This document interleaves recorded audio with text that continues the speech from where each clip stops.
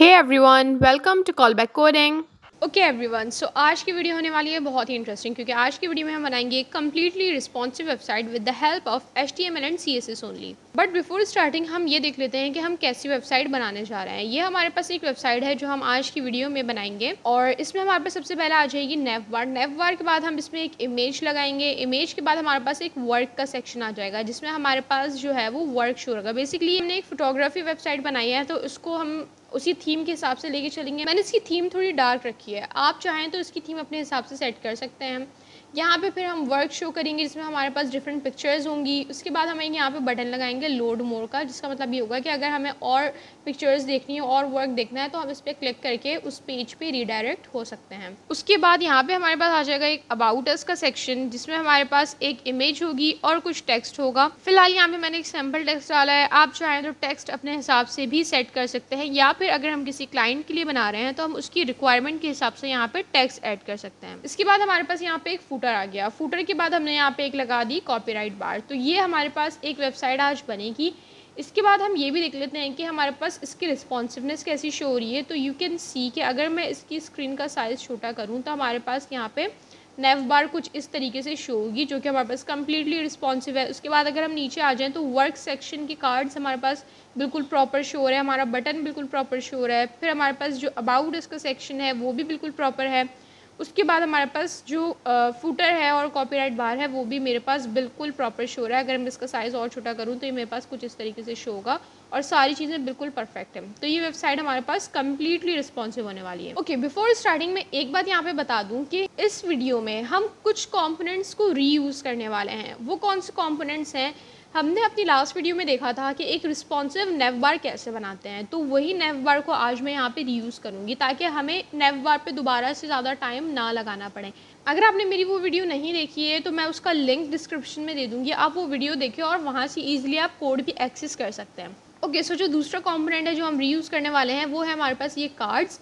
ये कार्ड्स भी हमने बनाने सीखे थे अपनी वीडियो में। अगर आपने वो वीडियो नहीं देखी है तो मैं उसका भी लिंक डिस्क्रिप्शन में ऐड कर दूंगी, आप उस वीडियो के थ्रू इसका सोर्स कोड भी ईजिली एक्सेस कर सकते हैं। तो चलिए शुरू करते हैं। ओके, सो सबसे पहले मैं क्या करूँगी, मैंने यहाँ पे आके एक फ़ाइल बनाई index.html, और यहाँ पे मैंने इसका एक बेसिक सा स्ट्रक्चर लिख लिया। टाइटल मैं इसको दे देती हूँ, लेट्स से हमने अपनी वेबसाइट का नाम रखा है फुटॉक्स, तो मैंने इसको यहाँ पे लिख दिया फुटॉक्स। अब मैं इसको लाइव सर्वर पे ओपन कर लूँगी सबसे पहले। ओके, तो ये हमारे पास ओपन हो गई है फुटॉक्स। अच्छा, ये जो सारे टैब्स हैं इनमें मैंने पिक्चर्स ओपन करके रखी हैं, जो पिक्चर्स हम अपनी वेबसाइट में यूज़ करने वाले हैं। और अब हमें सबसे पहले बनानी है नेव बार। मैं क्या करने वाली हूँ, मैंने यहाँ पे index.html की तो एक फ़ाइल बना ली है, लेकिन मैं CSS की यहाँ पे डिफरेंट फाइल्स बनाऊँगी, ताकि हमारे पास हर कॉम्पोनेंट का CSS का कोड बिल्कुल सेपरेट रहे। मैंने यहाँ पे सबसे पहले कॉमेंट लिख दिया नेव बार, क्योंकि हम बनाने वाले हैं अभी नेव बार, और नेव बार का मेरे पास जो ऑलरेडी कोड है वो मैं यहाँ पे कॉपी पेस्ट करने वाली हूँ। और इसके अलावा एक काम ही करते हैं कि मैंने यहाँ पे एक CSS की फ़ाइल बना ली navbar.css, और जो इसका CSS का कोड होगा वो मैं यहाँ पे पेस्ट कर दूँगी, और जो इसका HTML का कोड होगा वो मैं यहाँ पे पेस्ट कर दूँगी। ओके, सो यहाँ पे मैंने इसका HTML का कोड कॉपी पेस्ट कर दिया है लाके, और यहाँ पे मैंने इसकी CSS की फ़ाइल भी पेस्ट कर दी है। अब हम इसको अपने ब्राउज़र पे चेक करते हैं, तो ये मेरे पास कुछ इस तरीके से शो है। इसका मतलब ये है कि मैंने यहाँ पे अपनी CSS लिंक नहीं की है। तो जल्दी से अपने कोड पे जाएंगे, और यहाँ पे आके मैंने CSS को कर लिया लिंक। इस बार मेरी फ़ाइल का नाम है navbar.css। अब ये लिंक हो गई है। अब इसको हम चेक करते हैं, तो यू कैन सी कि ये एग्जैक्टली वही नेव बार है जो हमने अपनी वीडियो में बनाई थी। मैंने इसमें कोई भी चेंजेस नहीं किए हैं। हम इसमें जो भी चेंजेस करने वाले हैं वो इसी वीडियो में करने वाले हैं। तो अगर मैं अपनी ये वाली वेबसाइट ओपन करूँ, मुझे यहाँ पे दिख रहा है कि इसका जो है बैकग्राउंड कलर मुझे चेंज करने की ज़रूरत है, इसका जो फॉन्ट कलर है सबका वो चेंज करना है, लेकिन ये काम मैं अभी नहीं करूँगी। और मैं अभी इसलिए नहीं करूँगी क्योंकि अगर मैंने अपनी नेव बार का कलर वाइट कर दिया तो फिर ये मेरे पास इस वक्त कुछ शो ही नहीं होगा। यहाँ पे मेरे पास एक इमेज है जिसकी वजह से मेरी नेव बार शो हो रही है। तो मैं एक काम ही करती हूँ कि पहले मैं यहाँ पे इमेज लगाऊंगी, उसके बाद मैं अपनी नेव बार की स्टाइलिंग को चेंज करूँगी। अब वो इमेज जो है वो मेरे पास ये रही, तो यहाँ से हम उसका लिंक कॉपी करेंगे, और अब हम अपने कोड पे जाते हैं। यहाँ पे मेरे पास नेव बार कंप्लीट हो चुकी है। मैंने इसको यहाँ पे बंद किया, और मैंने यहाँ पे आके लिख दिया कैरोसेल, और यहाँ पे मैं बनाऊँगी एक डिव, और मैं उसको क्लास दे दूँगी कैरोसेल। तो ये मेरे पास div बन गया। अब मुझे क्या करना है, मुझे यहाँ पे एक फ़ाइल बनानी है carousel.css। इस फाइल को सबसे पहले तो मैंने यहाँ पे आके करना है लिंक। मैंने यहाँ पे लिख दिया carousel और यहाँ पे आके अब मैंने टारगेट किया carousel को और अब हम इस पर अप्लाई करेंगे बैकग्राउंड इमेज। मैंने यहाँ पे लिखा URL और यहाँ पे हम वो URL लाके करेंगे पेस्ट। मैंने यहाँ पे इसको कर दिया पेस्ट। अब हम इसकी कुछ हाइट और विड्थ सेट करेंगे और कुछ बैकग्राउंड प्रॉपर्टीज़ देंगे। ओके, सो यहाँ पे मैंने इसकी हाइट और विड्थ सेट कर दी और इसके बाद मैंने यहाँ पे कुछ बैकग्राउंड प्रॉपर्टीज़ दी हैं। अगर आपको नहीं पता कि ये बैकग्राउंड प्रॉपर्टीज़ क्या काम करती हैं तो मैं यहाँ पे वीडियो का लिंक अटैच करूँगी। हमने बैकग्राउंड पे एक पूरी वीडियो बनाई थी जिसमें हमने एक एक प्रॉपर्टी को बहुत डीपली डिस्कस किया था कि कौन सी प्रॉपर्टी क्या काम करती है। आप चाहें तो वो वीडियो देख सकते हैं। अब हम इसको अपने ब्राउज़र पे चेक करते हैं तो यू कैन सी कि मेरे पास कुछ इस तरीके से इमेज शो होने लगी और ये मुझे बिल्कुल परफेक्ट लग रही है क्योंकि मेरी वेबसाइट में जैसी इमेज थी वैसी ही मेरे पास यहाँ पे शो होने लगी। सो अब मुझे क्या करना है, अब मैं अपनी नेवबार पे स्टाइलिंग अप्लाई कर सकती हूँ। एक काम ही करते हैं कि सबसे पहले तो इसका फॉन्ट कलर चेंज कर देते हैं ब्लैक, ताकि जब मैं इसका बैकग्राउंड कलर वाइट करूँ तो मेरे पास यहाँ पे फॉन्ट जो है वो विजिबल रहे। मैंने यहाँ पे नेवबार ओपन किया और यहाँ पे हम देख लेते हैं ये मेरे पास वाइट लिखा हुआ है, हम इसको ब्लैक कर देते हैं। इसके अलावा हमारे पास लोगो वाइट है, हम इसको भी ब्लैक कर देते हैं। जितने भी हमारे पास वाइट कलर यूज़ हुए हैं उन सबको हम यहाँ पे ब्लैक कर देंगे। इसको चेक करते हैं तो यू कैन सी कि अब मेरे पास यहाँ पे सारे फॉन्ट्स जो हैं वो ब्लैक हो चुके हैं। अब मैं इसको बैकग्राउंड कलर वाइट दे सकती हूँ। तो मैं यहाँ पे जल्दी से आऊँगी और मैंने यहाँ पे देखा कि 2 जगह पे मेरे पास ये कलर यूज़ हुआ है। अब मैं एक काम ही करती हूँ कि मैं इसको कर देती हूँ वाइट। ये यहाँ पे भी वाइट हो गया एंड यू कैन सी कि यहाँ पे भी वाइट हो गया। अब हम इसको चेक करेंगे तो यू कैन सी कि मेरे पास एक नेवबार कुछ इस तरीके से शो हो गई। अब मुझे नेक्स्ट क्या करना है कि यहाँ पे ये येलो कलर शो हो रहा है तो मुझे यहाँ पे येलो कलर नहीं चाहिए। हम अपनी वेबसाइट में देखते हैं, हमने यहाँ पे ग्रे शेड यूज़ किया है। अब मैंने यहाँ पे आके टारगेट किया इस येलो कलर को और एक काम ये करते हैं कि हम यहाँ पे कर देते हैं ग्रे। तो यू कैन सी कि मेरे पास यहाँ पे ये होम जो लिखा हुआ है ये ग्रे हो गया। अब मुझे इसका कलर भी ग्रे करना है तो मैं यहाँ पे इसको कर देती हूँ ग्रे। तो मेरे पास ये एक्स भी ग्रे कलर में शो हो गया और बाकी मेरे पास ये होवर करने पे भी ग्रे कलर शो हो रहा है। अच्छा, वेबसाइट बनाने के लिए हमारे पास जो सबसे बेस्ट अप्रोच होती है वो ये होती है कि हम उसको साथ साथ रिस्पॉन्सिव करते हुए आगे बढ़ें। ऐसा ना हो कि हम पूरी वेबसाइट एक बार बना लें उसके बाद हम उसकी रिस्पॉन्सिवनेस पे वर्क करें। इस तरीके से हमारे पास जो है वो काम प्रॉपर नहीं हो पाता और बहुत ही डिफ़िकल्टीज़ होती हैं। तो अभी हमने एक नेवबार ही बनाई है तो हम इसको चेक कर लेते हैं। वैसे तो हमारे पास ये रिस्पॉन्सिव ही थी। नाउ यू कैन सी कि मेरे पास कुछ इस तरीके से शो हो रहा है। रिस्पॉन्सिव तो यह है, रिस्पॉन्सिवनेस का तो कोई इशू मेरे पास नहीं आ रहा, लेकिन जब मैं इसे ओपन करती हूँ तो मेरे पास ग्रे कलर शो हो रहा है। मुझे ये वाला कलर नहीं चाहिए। मैं ये चाहती हूँ कि अगर मेरे पास ये कलर वाइट है तो उस हिसाब से ये कलर ब्लैक होना चाहिए और जब ये ब्लैक होगा तो मेरे पास ये जो सारी लिखे हुए हैं ये सब वाइट होने चाहिए। तो हम इसको अपने कोड पे आके देखते हैं। जल्दी से हम नेवबार को ओपन करते हैं और यहाँ पे सबसे पहले तो हम इसका बैकग्राउंड कलर सेट करेंगे। मैंने इसको कर दिया ब्लैक। मैंने यहाँ पे आके लिखा 000 एंड यू कैन सी कि मेरे पास ब्लैक हो गया। अब जो मेरे पास टेक्स्ट का कलर है जो ब्लैक है उसको मैं कर देती हूँ वाइट।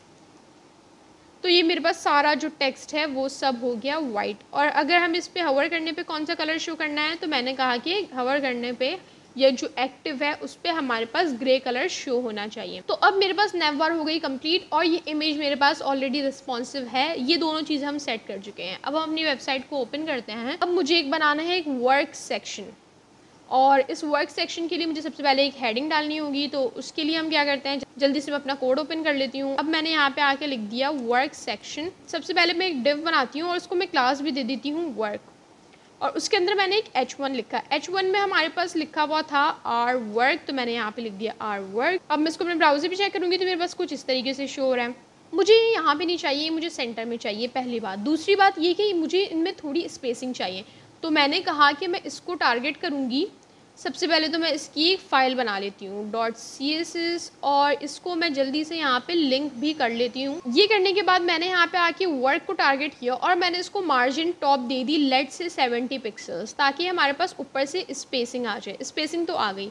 अब मुझे इसके h1 को टारगेट करना है और उसको मुझे सेंटर में लाना है। तो मैंने यहाँ पे आके लिखा h1 और मैंने इसको कर दिया टेक्स्ट अलाइन और यहाँ पे मैं लिख देती हूँ सेंटर। तो ये टेक्स्ट मेरे पास बिल्कुल सेंटर में आ गया। इसका थोड़ा फॉन्ट साइज़ इंक्रीज़ कर देते हैं। मैंने यहाँ पे लिखा फॉन्ट साइज़ 40 पिक्सल्स। अगर मुझे इस पर मज़ीद स्टाइलिंग अप्लाई करनी होगी तो मैं बाद में कर लूँगी। फ़िलहाल हम एक काम ही करते हैं कि हम कार्ड्स अटैच करते हैं। अब मैं यूज़ करने वाली हूँ फ्लेक्स बॉक्स अपनी वेबसाइट को रिस्पॉन्सिव करने के लिए। यहाँ पे मैं यूज़ करने वाली हूँ फ्लेक्स बॉक्स। अगर आपको नहीं पता है कि फ्लेक्स बॉक्स क्या होता है तो उसकी भी हमारे पास एक कंप्लीट वीडियो है, मैं उसका लिंक भी डिस्क्रिप्शन में अटैच कर दूँगी। तो यहाँ पे सबसे पहले मुझे आके, क्योंकि हम फ्लेक्स बॉक्स यूज़ करने वाले हैं तो हमें सबसे पहले एक मेन डिव बनाना पड़ता है, उसके अंदर हमें अपने कार्ड्स बनाने पड़ते हैं। तो अब मैं क्या करूँगी कि मैं जल्दी से कार्ड्स का कोड कॉपी करूँगी और यहाँ पे आके पेस्ट करूँगी। ओके, सो यहाँ पे मैंने कार्ड का जो कोड है वो मैंने कॉपी पेस्ट कर दिया है। ये मेरा मेन डिव है। एक काम ही करते हैं कि मैं इसको क्लास दे देती हूँ कार्ड हाइफन मेन के नाम से, और इसके अंदर मेरे पास ये एक कार्ड आ गया। इसमें मैंने अभी कोई इमेज अटैच नहीं की है। इसके अलावा मैंने इसका CSS का जो कोड है वो यहाँ पे अपनी work.css में ही आके पेस्ट कर दिया, और मैंने यहाँ पे एक कमेंट भी ऐड कर दिया है ताकि अगर किसी को कार्ड का अलग से कोड चाहिए तो वो यहाँ से एक्सेस कर सकता है। अब मैं इसको अपने ब्राउज़र पे चेक करती हूँ तो यू कैन सी कि मेरे पास एक कार्ड शो हो रहा है और वो कुछ इस तरीके से शो हो रहा है। ये वर्क तो बिल्कुल सही कर रहा है लेकिन हमारे पास यहाँ पे कोई इमेज नहीं है। तो मैंने यहाँ से आके इमेज का लिंक कॉपी किया और मैंने यहाँ पे आके कर दिया इसको पेस्ट। अब हम अपने ब्राउज़र पे मैं इसको चेक करती हूँ तो यू कैन सी कि मेरे पास यहाँ पे इमेज कुछ इस तरीके से शो हो रही है। अब मुझे क्या करना है, मुझे यहाँ पे 4 कार्ड्स चाहिए, तो मैं इसी कोड को करती हूँ कॉपी और फिर मैं कर देती हूँ पेस्ट। मैंने यहाँ पे इसको कॉपी किया और इसके बाद 4 टाइम्स मैंने इसको कर दिया पेस्ट, तो मेरे पास 4 डिफरेंट कार्ड्स आ गए। अब मसला ये है कि सारे डिफरेंट लाइंस पे आ रहे हैं। इसको मुझे कैसे सेट करना है, अब यहाँ पे हम अप्लाई करने वाले हैं फ्लेक्स बॉक्स, जिससे बहुत ईजिली एक तो ये हमारे पास इनलाइन एलिमेंट बन जाएगा, दूसरी बात ये कि मेरे पास रिस्पॉन्सिव हो जाएगा।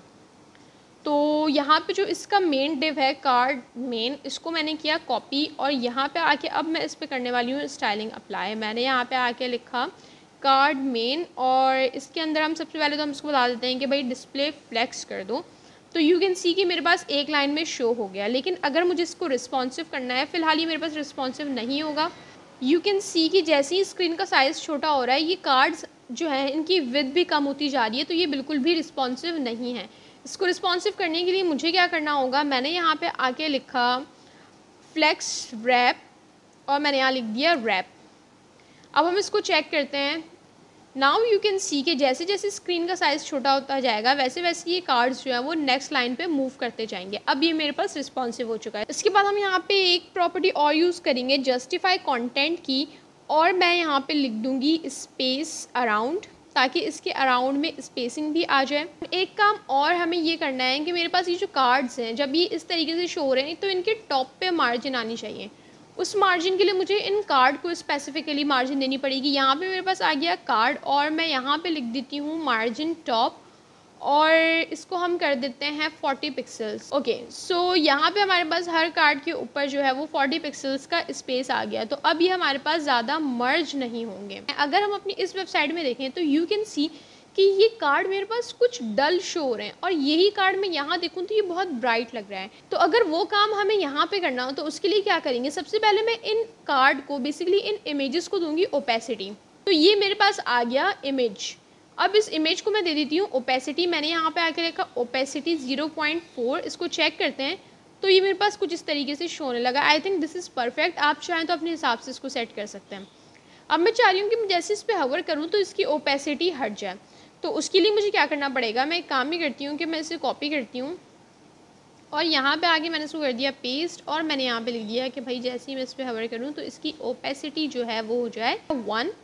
तो जैसे ही मैं इस पर हवर करूँगी तो अब ये मेरे पास कुछ इस तरीके से शो हो रहा है। अच्छा, हम चाहें तो हम इस पर ट्रांजिशन भी अप्लाई कर सकते हैं ताकि मेरे पास ये जो एकदम से इसकी ओपेसिटी चेंज हो रही है वो ना हो, वो थोड़ी ट्रांजिशन के साथ हो। तो मैंने यहाँ पे आके लिखा ट्रांजिशन और इसको हम कर देते हैं 0.5 सेकेंड्स। ओके, अब इसको चेक करते हैं तो यू कैन सी कि मेरे पास कुछ इस तरीके से शो हो रहा है। अब ये मुझे बिल्कुल परफेक्ट लग रहा है। अब मुझे दूसरा काम क्या करना है कि मैंने यहाँ पे जो डिफरेंट पिक्चर्स ओपन करके रखी हैं उन सब का लिंक मुझे यहाँ पे अटैच करना है, तो वो हम कर लेते हैं जल्दी से। ओके, सो यहाँ पे मैंने डिफरेंट पिक्चर्स अटैच कर ली हैं। अब हम अपनी वेबसाइट पे आके देखेंगे कि अब मुझे क्या करना है। अब मुझे यहाँ पे एक बटन चाहिए लोड मोर का, तो वो बटन लगाने के लिए हम जल्दी से अपने कोड पे वापस आएंगे और यहाँ पे सबसे पहले तो मैं इसको कर देती हूँ क्लोज़, क्योंकि मेरे पास कार्ड्स का वर्क कंप्लीट हो चुका है तो मैंने इसको क्लोज़ कर दिया। अब मुझे यहाँ पे एक बटन चाहिए तो मैंने यहाँ पे लिख दिया बटन।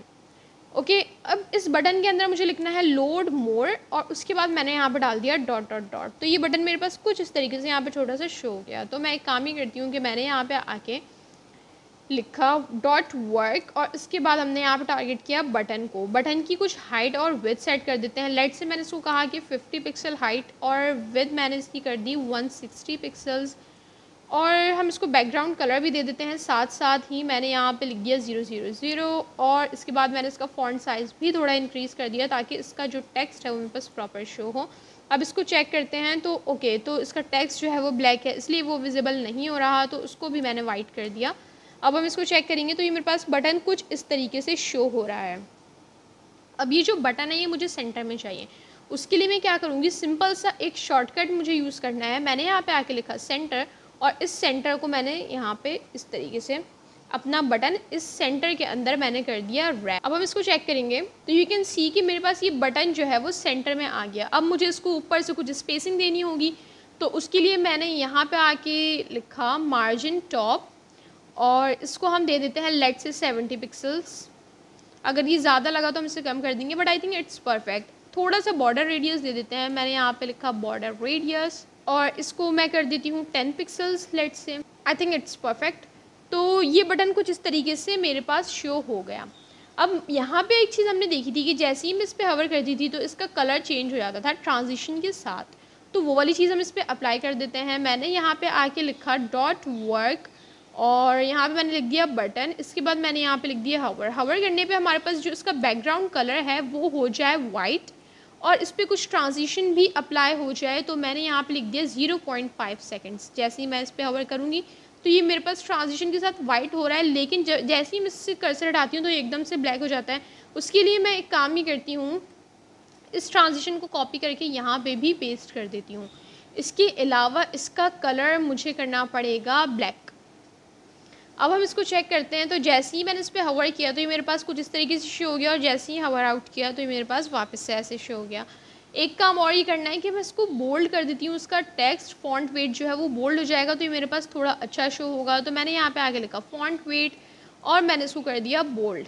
तो अब जैसे हम इस पर हवर करेंगे तो ये बटन मेरे पास कुछ इस तरीके से शो होने लगा। अब ये मुझे बिल्कुल परफेक्ट लग रहा है, मुझे इसमें मज़ीद चेंजेस करने की नीड नहीं है। तो वर्ड का सेक्शन भी हमारे पास कंप्लीट हो गया। अब मुझे यहाँ पे अबाउट अस का सेक्शन बनाना है। अबाउट अस का सेक्शन बनाने के लिए यहाँ पे एक अलग से CSS की फ़ाइल बनेगी, दैट इज़ about.css, और इसको मैं यहाँ पे क्लोज़ कर देती हूँ। यहाँ पे आके मेरे पास वर्क सेक्शन कंप्लीट हुआ, और मैं यहाँ पे आके लिखूँगी अब अबाउट सेक्शन, सॉरी इसको मैंने कर दिया कमेंट, और यहाँ पे आके मैंने यहाँ पे लिखा div.about, ताकि हम इसको साथ साथ क्लास भी दे दें अबाउट की। अब मुझे अपने अबाउट सेक्शन में क्या चाहिए, सबसे पहले मुझे एक हेडिंग चाहिए, that is want to know about us. तो मैंने यहाँ पे आके लिखा H1, और मैंने यहाँ पे आके लिख दिया वांट टू नो अबाउट अस।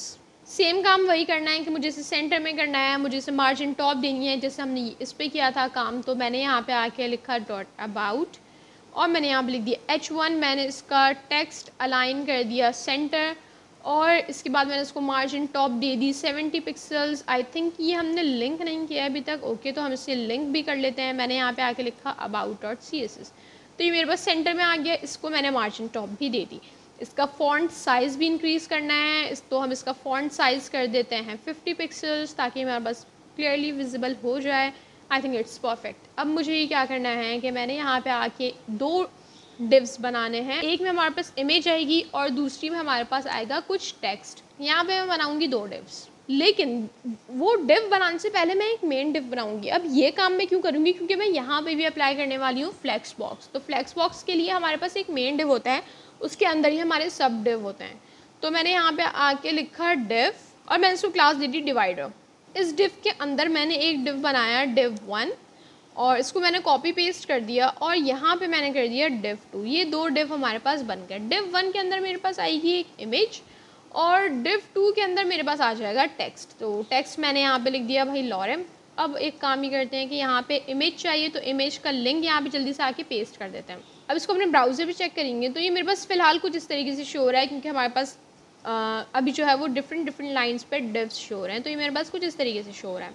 अब एक काम ये करते हैं कि यहाँ पे आगे सबसे पहले मैं टारगेट करूँगी डिवाइडर को, और मैंने इसको कर दिया डिस्प्ले फ्लेक्स, और मैंने यहाँ पे कर दिया फ्लेक्स रैप रैप, ताकि ये मेरे पास रिस्पॉन्सिव हो जाए। ओके, लेकिन अभी मेरे पास एक ही लाइन में दोनों शो नहीं हुए हैं। वो इसलिए नहीं हुए क्योंकि हमने यहाँ पे इनकी विड्थ को सेट करना पड़ेगा। हमारे पास इमेज की एक विड्थ है जो पूरी जगह ले रहा है, हमारे पास जो टेक्स्ट है वो पूरी जगह ले रहा है, जिसकी वजह से ये दोनों एक ही लाइन में आ नहीं पा रहे हैं। उसको मैं कैसे सेट करूँगी? अच्छा, सबसे पहले तो मैंने कहा कि जो मेरा मेन डिव है ना, उसकी विड्थ मुझे 80% चाहिए।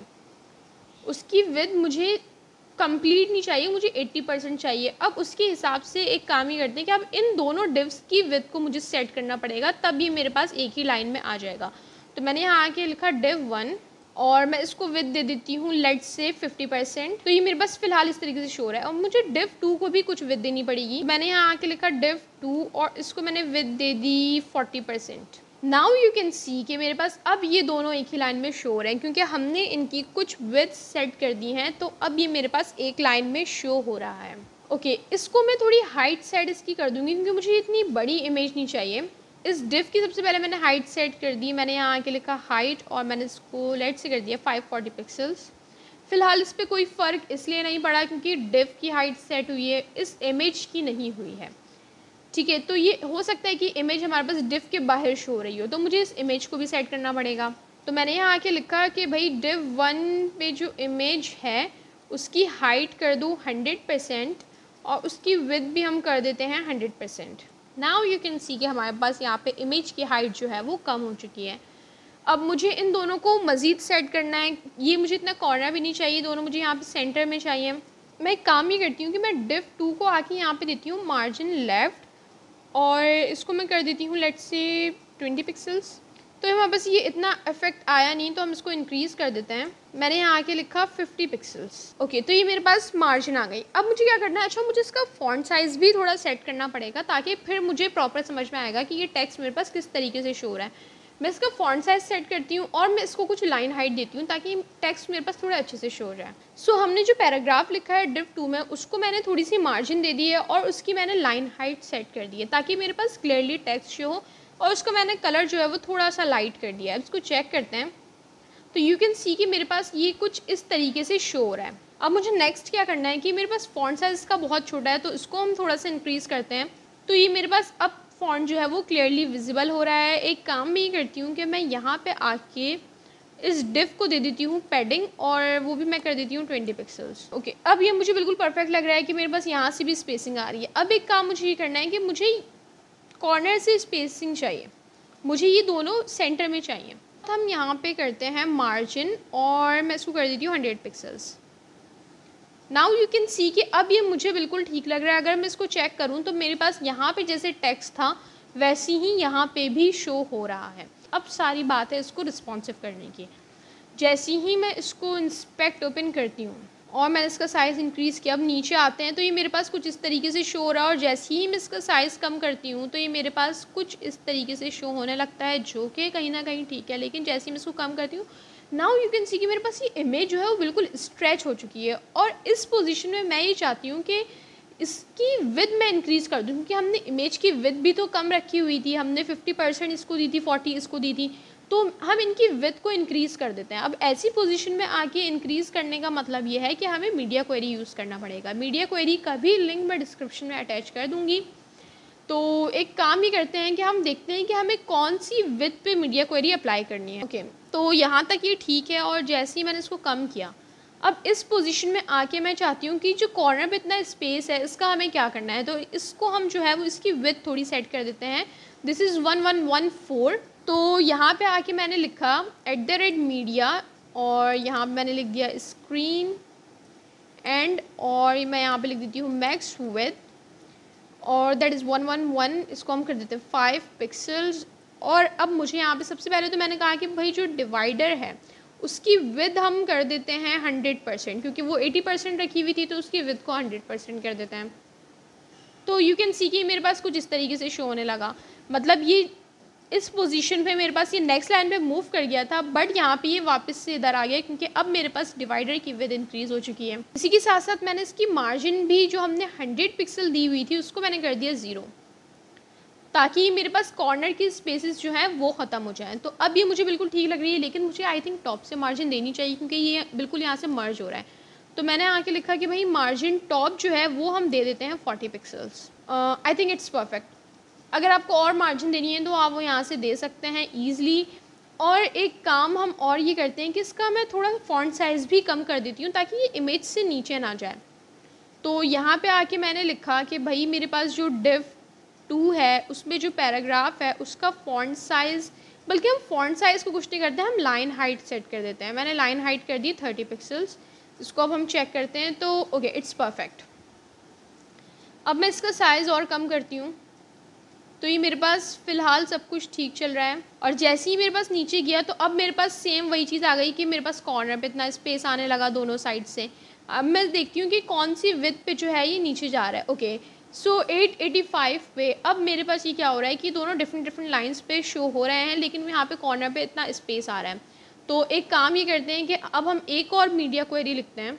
और मैंने कहा इस बार हम लिख रहे हैं 885 के लिए। इसको मैं क्लोज़ करती हूँ। अब मुझे क्या करना है, अब मुझे इनकी विड्थ को सेट करना है। तो मैंने कहा कि भाई जो div 1 है उसकी विड्थ हम कर देते हैं 80%। इसको चेक करते हैं कि कैसा शो हो रहा है।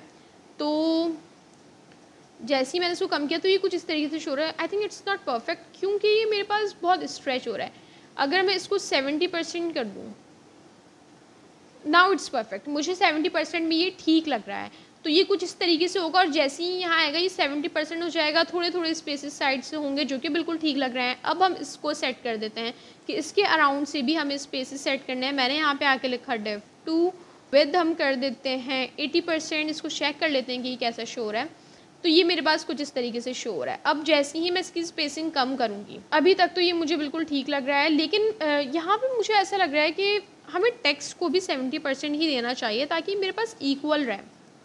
ओके अब हम इसको वापस से चेक करते हैं। ठीक है, जैसे ही ये हमारे पास कम होगा तो ये कुछ इस तरीके से शो होने लगा जो कि बिल्कुल परफेक्ट है।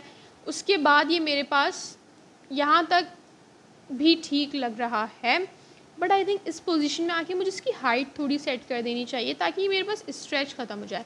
तो मैं 527 के लिए एक मीडिया क्वेरी और लिखती हूँ। मैंने यहाँ पे आगे लिखा div 1 और div 1 की मैंने हाइट पहले क्या रखी हुई थी 540 पिक्सल्स। तो मैं इसको 500 करके देख लेती हूँ कि ये कैसा दिख रहा है। ओके तो ये मेरे पास हाइट इसकी थोड़ी सी कम हो गई। एक काम ये करते हैं, इसकी हाइट थोड़ी और कम कर देते हैं ताकि मेरे पास ये स्ट्रेचिंग वाली चीज़ ना हो, मेरी इमेज बिल्कुल प्रॉपर रहे।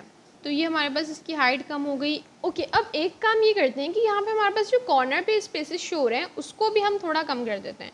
तो मैंने यहाँ पे आगे लिखा कि भाई इसकी जो विड्थ है वो कर दो 90%। अब ये देखते हैं कि ये कैसा शो हो रहा है। ओके तो ये मेरे पास कुछ इस तरीके से शो हो रहा था और फिर हमने इसकी विड्थ 90% कर दी। तो ये मेरे पास इमेज जो है अब ये जो है वो स्ट्रेचिंग वाली चीज़ ख़त्म हो गई थोड़ी, और आई थिंक इट्स परफेक्ट। इसी के साथ साथ हम इस टेक्स्ट को भी सेट कर देते हैं। मैंने यहाँ पे आके लिखा कि भाई जो div 2 है उसकी विड्थ भी कर दो 90%। एक चीज़ हमारे पास ये हो रही है कि यहाँ पे हमारे पास अभी भी स्पेस आ रहा है। अब ये स्पेस मेरे पास क्यों आ रहा है, क्योंकि मैंने यहाँ पे आई थिंक कोई पैडिंग दी थी अपने div 2 को। जल्दी से देख लेते हैं div 2। Okay here we go. यहाँ पे मैंने पैडिंग दी हुई है तो मैं इसकी पैडिंग को अगर 0 कर दूँ, ओके तो ये इस तरीके से शो हो रहा है। यहाँ से तो 0 हो गई, यहाँ से स्टिल स्पेसिंग है। क्या मैंने इसको मार्जिन लेफ़्ट भी दी थी? ओके मैंने div 2 को मार्जिन लेफ़्ट भी दी हुई है। तो मैंने यहाँ पे आके कर दिया मार्जिन लेफ़्ट, वो भी मैंने 0 कर दी। अब हम इसको चेक करेंगे। नाउ यू कैन सी कि मेरे पास अब ये बिल्कुल कॉर्नर पे शो हो रहा है। अब हमें जल्दी से क्या करना है कि मुझे यहाँ पे एक फूटर बनाना है। फूटर के लिए मुझे क्लियरली दिख रहा है कि यहाँ पे मैं फ्लेक्स बॉक्स यूज़ करने वाली हूँ। फ्लेक्स बॉक्स इसलिए यूज़ करने वाली हूँ कि मैं यहाँ पे बनाऊँगी एक मेन डिव और उसके अंदर मैं 4 डिव्स बनाऊँगी। तो जैसे ही हमारे पास बॉक्सेस को रिस्पॉन्सिव करने की बात आती है तो हमारे दिमाग में सबसे पहले फ्लेक्स बॉक्स ही आता है। मैंने यहाँ पे आके लिखा फूटर, और अब मुझे क्या करना है, मैंने यहाँ पे आके लिखा div डॉट फूटर, और इसके अंदर मुझे 4 डिव्स चाहिए। पहले मैं एक ही डिव बनाऊँगी और उस डिव के अंदर अब मुझे क्या चाहिए, एक अदद मुझे हेडिंग चाहिए और उसके बाद मुझे यहाँ पे कुछ टेक्स्ट चाहिए। ओके सो मैंने यहाँ पे ये टेक्स्ट लिख लिया है। अब हम इसको चेक करेंगे तो यू कैन सी कि मेरे पास कुछ इस तरीके से शो हो रहा है। अब सेकंड डिव बनाते हैं और उसमें ये वाला टेक्स्ट लिखते हैं, थर्ड में ये और फोर्थ में ये। ओके सो यहाँ पे मैंने कोड लिख लिया है। सबसे पहले मैंने एक मेन डिव बनाया फूटर का और मैंने इसमें 4 सब डिव बनाया और उसमें मैंने सिर्फ पैराग्राफ और एंकर टैग को यूज़ करके कुछ कोड लिख लिया है। अगर मैं इसको अपने ब्राउज़र पे चेक करूँ तो मेरे पास फ़िलहाल कुछ इस तरीके से शो हो रहा है। अब मुझे क्या करना है कि मैं इन डिव को सबसे पहले दे देती हूँ कोई क्लास। मैंने यहाँ पे आके लिखा, लेट्स से मैं यहाँ लिख देती हूँ फूटर बॉक्स, और मैं इसको कॉपी करूँगी और मैं सारे डिव्स पे जो है इसको कर दूँगी पेस्ट। ओके, अब यहाँ पे हम फूटर के लिए एक CSS की फ़ाइल बना लेते हैं। मैंने लिखा footer.css।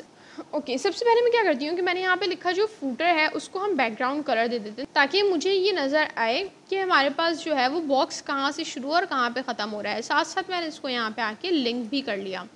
Now you can see कि मेरे पास ये इस तरीके से शो हो गया कि भाई मेरा जो फूटर बॉक्स जो है वो यहाँ से यहाँ तक कुछ इस तरीके से शो हो रहा है। मैंने कहा ठीक है, परफेक्ट। अब मैंने ये कहा कि अच्छा, जो मेरे पास जो इसके सब डिव्स हैं तड़ा फूटर बॉक्स, उनको भी कोई बैकग्राउंड कलर दे दो। लेट्स से मैंने कहा कि भाई उनको बैकग्राउंड कलर दे दो ऑरेंज। तो अब क्योंकि उनकी विड्थ भी हमारे पास फुल है तो वो हमारे पास कुछ इस तरीके से शो होने लगा। इसका मतलब ये कि मुझे अब इसकी विड्थ को सेट करना पड़ेगा। अब सबसे पहले तो मैं काम ये करती हूँ कि मैं फूटर को दे देती हूँ डिस्प्ले फ्लेक्स, और मैंने यहाँ पे लिख दिया फ्लेक्स रैप, और मैंने यहाँ पे कर दिया रैप। तो मेरे पास, ताकि ये सारे जो हैं वो एक ही लाइन में शो हो जाएँ। तो ये मेरे पास कुछ इस तरीके से शो होने लगे। अब जो फूटर बॉक्सेस हैं उनकी मुझे कुछ विड्थ सेट करनी पड़ेगी, तो मैं इसकी विड्थ कर देती हूँ लेट्स से 400 पिक्सल। तो ये मेरे पास कुछ इस तरीके से शो होने लगा। इवन कि नेक्स्ट लाइन पे भी चला गया। 400 पिक्सल ज़्यादा लग रहा है तो उसको 300 करके देखते हैं। 300 पिक्सल फ़िलहाल ठीक है, हम इसको 300 पे ही छोड़ देते हैं। इसके बाद हम इस पर कोई मार्जिन पैडिंग ये सब अप्लाई करेंगे तो आई थिंक वो इतना स्पेस भी कवर कर लेगा। अब हम ये करते हैं कि हमारे पास ये जो हेडिंग्स हैं इन पे कुछ स्टाइलिंग अप्लाई करते हैं, और फिर हम कुछ टेक्स्ट पे स्टाइलिंग अप्लाई करेंगे। अब मेरे पास जो हेडिंग्स हैं उन्हें मुझे कोई क्लास देनी पड़ेगी। ओके, तो यहाँ पे आके मैंने लिखा भाई क्लास, और मैंने लिख दिया फूटर हेडिंग, और इसको मैंने कर लिया कॉपी। और अब मैं सारी हेडिंग्स पे आके इसको कर दूंगी पेस्ट। अब मैं इन हेडिंग्स पे अप्लाई करने वाली हूँ स्टाइलिंग। अब मैं इसका सबसे पहले तो फ़ॉन्ट साइज़ इंक्रीज़ करूँगी 20 पिक्सल करके, देखते हैं कैसा शो होगा। ठीक है, इसको 22 कर देते हैं। ओके, तो ये हमारे पास हेडिंग आ गई। इसके साथ साथ हम इसका कुछ कलर भी चेंज कर देते हैं। दैट इज़ मैंने यहाँ पर कर दिया ग्रे। तो ये ग्रे कलर में हमारे पास शो हो गया। अच्छा, अब इसका मैं कलर यहाँ से हटा देती हूँ फूटर बॉक्सेस का, और ये जो रेड कलर है इसको मैं कर देती हूँ ब्लैक। और इसके बाद मैंने कहा कि अब जितना भी टेक्स्ट है उसका कलर हम देख लेते हैं। हमने यहाँ पे वाइट रखा हुआ है, ठीक है। तो अब यहाँ पे जो सारे एंकर टैग्स हैं उनका कलर होना चाहिए हमारे पास वाइट। तो मैं इसको कैसे टारगेट करूँगी, मैंने कहा जो फूटर बॉक्सेस के अंदर एंकर टैग्स हैं उनका जो कलर है वो वाइट कर देते हैं। सॉरी, मैंने यहाँ पे कर दिया वाइट। और फिर मैंने कहा कि उस पर जो टेक्स्ट डेकोरेशन है उसको हम डन कर देते हैं। ये हम इसलिए करें कि मेरे पास ये जो अंडरलाइन हो रहा है ये यहाँ से रिमूव हो जाएगा। मैंने इसको डन कर दिया तो ये जो अंडरलाइन वाली चीज़ थी यहाँ से रिमूव हो गई। इसके अलावा अब यहाँ पे जो टेक्स्ट है उसका कलर वाइट करना है, तो ज़रा इसको चेक कर लेते हैं। तो एक काम मैं ये करती हूँ कि फूटर बॉक्स के अंदर जो पैराग्राफ है उसको भी हम वाइट कर देते हैं। ये हम अप्लाई करके देख लेते हैं ताकि हमें सबको डिफरेंट डिफरेंट क्लासेस ना देनी पड़े। तो मैंने यहाँ पर इसका कलर कर दिया वाइट। तो ये मेरे पास हो गया वाइट, लेकिन इसकी हेडिंग्स जो हैं उसका कलर ग्रे ही होना चाहिए, तो उसको मैंने कर दिया इम्पॉर्टेंट ताकि उस पर ये अप्लाई ना हो। तो ये मेरे पास कुछ इस तरीके से हो गया। अब मुझे इनका साइज़ भी थोड़ा इंक्रीज़ करना पड़ेगा।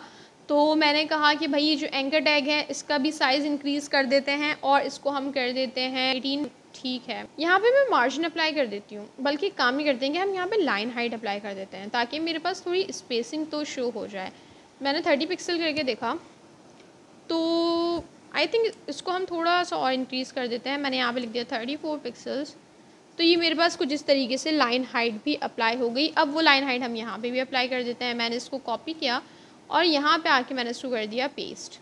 अब मुझे क्या करना है कि मुझे ये सेंटर में चाहिए। मैंने कहा भाई जस्टिफाई कंटेंट, और सेंटर करके देखते हैं कैसा शो रहा है। तो ये मेरे पास कुछ इस तरीके से शो रहा है। अच्छा, मुझे यहाँ पे ना स्पेसिंग भी चाहिए होगी सारे डिव्स में। जैसे यहाँ पे स्पेसिंग शो नहीं कर रहा है, इधर तो चलो हमें पता नहीं चल रहा है क्योंकि इतना ज़्यादा टेक्स्ट नहीं है, बट यहाँ पे हमें पता चल रहा है कि दोनों बॉक्सेस जो हैं बिल्कुल साथ साथ हैं। तो फूटर बॉक्स में आके मैं मार्जिन ही अप्लाई कर देती हूँ, और मैंने कर दिया लेट्स से 20 पिक्सल। 20 पिक्सल पे देखते हैं। Okay, I think it's perfect 20 pixel. अगर आपको और इंक्रीज़ करना है तो आप कर सकते हैं। थोड़ी हाइट इंक्रीज़ कर देनी चाहिए अपने फूटर की। तो मैंने यहाँ पे आके लिखा हाइट, और मैंने इसको कर दिया 300 पिक्सल। देखते हैं कि 300 पिक्सल हमारे पास कितनी शो हो रही है। I think it's perfect, but ये मार्जिन यहाँ पे अप्लाई नहीं हो रही। व्हाट्स द रीज़न, मैं इसको इम्पॉर्टेंट कर देती हूँ। तो ओके, अब ये मेरे पास थोड़ी मार्जिन अप्लाई हुई है, तो मैं इसको 100 पिक्सल कर देती हूँ, तो ये मेरे पास इस तरीके से शो हो गया। अब यहाँ पे जल्दी से मैं एक कॉपीराइट बार बना ली, लेकिन उससे पहले मुझे यहाँ पे चेक करना पड़ेगा क्या ये रिस्पॉन्सिव है या नहीं है। तो मैंने जल्दी से नीचे आके इसको चेक करूँगी। ओके, यहाँ पे मसला क्या आ गया कि ये जो मेरे पास बॉक्स है इसकी मैंने कुछ हाइट सेट की थी। अब इसने क्या किया कि ये हाइट जो है वो एडजस्ट ही नहीं कर रहा अपने हिसाब से। बाकी बॉक्सेस तो नीचे जा रहे हैं, लेकिन इसकी हाइट जो है वो वहाँ पे फिक्स हो चुकी है। मैंने क्या किया, मैंने कहा कि अगर मैं ये हाइट यहाँ से हटा के यहाँ दे दूँ, नाउ यू कैन सी कि अब जैसे ही मैं इसका साइज़ कम करूँगी तो मेरे पास ये खुद ही एडजस्ट होता रहेगा। अब मैंने इस बॉक्स की हाइट को सेट नहीं किया है, मैंने इन छोटे छोटे बॉक्सेस की हाइट को सेट किया है। अब मैं जल्दी से आऊँगी और अब मैं यहाँ पे बनाऊँगी एक कॉपीराइट बार। तो यहाँ पे आके मैंने लिख दिया कॉपीराइट।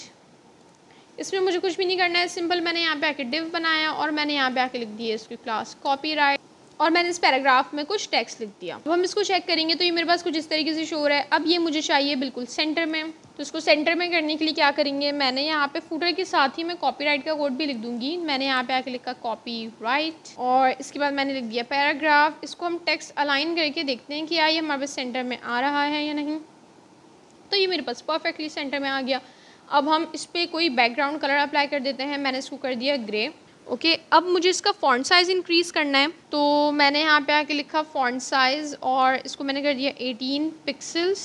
तो ये मेरे पास ऐसे शो हो गया। इसकी हाइट मुझे मैंने यहाँ पे पी पे ही अप्लाई कर दी है सारी चीज़ें, मुझे पी पे अप्लाई नहीं करनी है। मुझे ये बैकग्राउंड कलर जो है वो कॉपीराइट पे अप्लाई करना है और इसके साथ साथ मैं इसकी हाइट भी सेट कर देती हूँ 50 पिक्सल्स करके। देखते हैं कि मेरे पास कैसा शो रहा है। आई थिंक इट्स परफेक्ट, मुझे इससे ज़्यादा हाइट देने की नीड नहीं है। एक काम भी करते हैं कि मैं इसको पैडिंग दे देती हूँ टॉप से, that is 20 pixels let's say, ताकि मेरे पास थोड़ा सेंटर में आ जाए। और इसकी मैं हाइट कर देती हूँ 40 पिक्सल्स।